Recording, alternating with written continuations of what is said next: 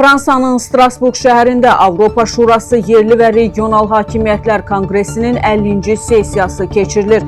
Martın 31-dən başlayan sessiya aprelin 2-sinədək davam edəcək. Beynəlxalq tədbirdə Azərbaycan nümayəndə heyəti də iştirak edir. Naxçıvan Muxtar Respublikası Ali Məclisinin yaydığı məlumata görə Azərbaycan nümayəndə heyətinə Ali Məclis sədrinin birinci müavini Bəxtiyar Məmmədov rəhbərlik edir. Sessiyada müasir demokratiyanın üzləşdiyi ciddi çağırışlar, böhran vəziyyətində yerli demokratiya, təhlükəsizlik və müdafiə, regional inkişaf, yeni texnologiyalar və sosial hüquqlar kimi məsələlər müzakirə olunur.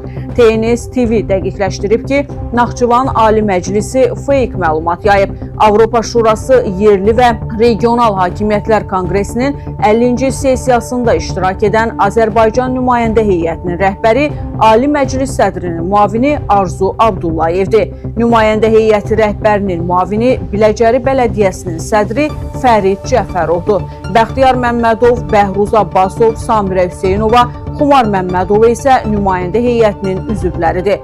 Bəxtiyar Məmmədovla Xumar Məmmədova Ali Məclisi, Bəhruz Abbasov, Samirə Hüseynova bələdiyyələri təmsil edirlər.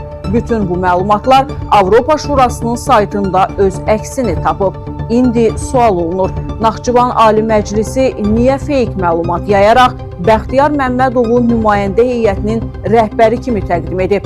Azərbaycan dövləti və Avropa Şurası uyğun görsəydi, Bəxtiyar Məmmədovu nümayəndə heyətinin rəhbəri kimi təsdiqləyərdi. Bu, dövlətimizin qəbul etdiyi qərara qarşı çıxmaq, Naxçıvan ictimaiyyətini aldatmaq cəhdidir. Muxtar Respublika rəhbərliyi bu məsələyə aydınlıq gətirməlidir.